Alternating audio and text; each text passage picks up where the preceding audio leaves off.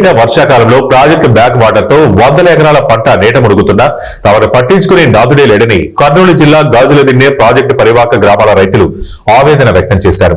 ఇటీవల కురిసిన వర్షాలకు గాజుల దిన్నె ప్రాజెక్టు పూర్తి స్థాయి నీటి మట్టానికి చేరుకోవడంతో ప్రాజెక్టు గేట్లను సైతం ఎత్తి దిగువకు నీటిని వదిలారు.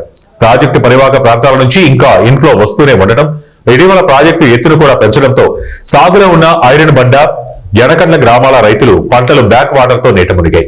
దాదాపు 100 ఎకరాల దాకా చేతికి వచ్చిన పంటలు నీటి మునగడంతో ఆ ప్రాంత రైతులు లబోదిబోమంటున్నారు. ప్రతి ఏడాది ఇదే పరిస్థితి నెలకొంటున్న అధికారులు ఆ వైపు కన్నెత్తి చూసిన దాఖలాలు లేవని ఆవేదన వ్యక్తం చేశారు. ఇప్పటికైనా ప్రభుత్వం స్పందించి బ్యాక్ వాటర్ తో మునిగిన తమ పంట పొలాలకు నష్టపరిహారం చెల్లించి ఆదుకోవాలని రైతులు కోరుతున్నారు. గోనెగండ్ల మండలం ఐరమండ గ్రామ పంచాయతీ ఎన్నెగండ్ల గ్రామం 2 విలేజ్లు గాజులిన్న ప్రాజెక్టు నీళ్లు 76, 77 ఆపడం వల్ల 30 సంవత్సరాల నుండి ప్రతి సంవత్సరం పంట మునుగుతుంది. కానీ ఏ ప్రభుత్వ అధికారి కానీ ఏ రాజకీయ నాయకుడి కానీ ఇంతవరకు కన్నెత్తి చూసింది లేదు. కావున ప్రభుత్వము జిల్లా కలెక్టర్ గారికి ఎన్నోసార్లు వినతి ఇవ్వడం జరిగింది.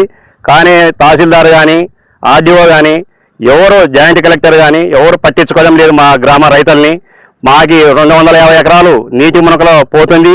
వరి, పత్తి, మిరప, ఉల్లి ఈ పంటలు ప్రతిసారి దెబ్బతిన్నా 30 సంవత్సరాలు ఎటువంటి నష్టపరిహారం కానీ ఏమి మాపై కన్నెత్తి చూడడం లేదు అధికారులు.